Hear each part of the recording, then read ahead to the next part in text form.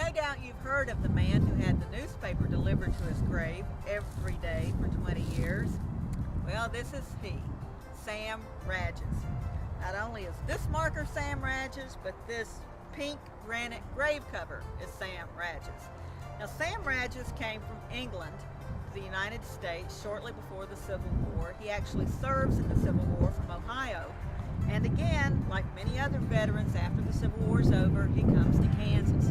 He was actually working out in Dodge. He was a postmaster there and uncovered some government corruption. Can you imagine? Not much has changed in all those years. He comes to Topeka to testify in the federal trial about that government corruption and decides to stay. Whether he was afraid to go back to Dodge or just liked the big city better, we don't know. But he stayed here and he operated the Topeka City Directory. So in those days before phones, this would just be a list of people and their addresses and their occupations. And he made pretty good money doing this.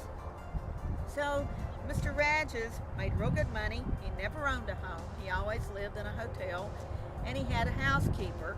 This is one of those, Mrs. McClintock here. And he had a little Skye Terrier that he would walk up and down the avenue. And he was sort of the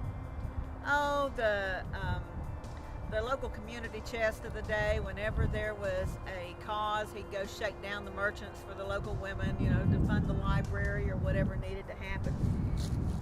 He built a mausoleum originally over in the center part of Topeka Cemetery.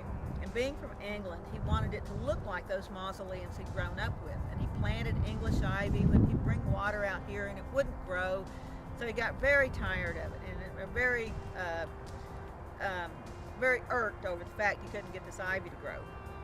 Now that mausoleum actually had electricity and it had a light bulb in it because he installed a light so that he could see to read the paper after he died. That was kind of the local tourist destination. People on the weekends would come to Topeka Cemetery to see Sam Hargis' mausoleum with the light on it. And eventually he was so perturbed that he couldn't get the ivy to grow that he sold it, and eventually it was torn down, fell into disrepair. And then he bought this corner of the cemetery.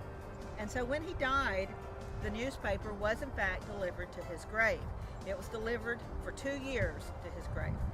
And at that time, there was a trolley that came out to Topeka Cemetery. The newsboys were scared. It would be dark when they'd come up into the cemetery, and they were afraid he might actually be sitting here waiting to read it. So eventually they complained so much, and the groundskeepers got tired of picking up after Sam, the papers blowing all over. For the next 18 years, they delivered it to the cemetery office instead. But I've met many people who made trips as children out to the cemetery to see Sam Hargis' mausoleum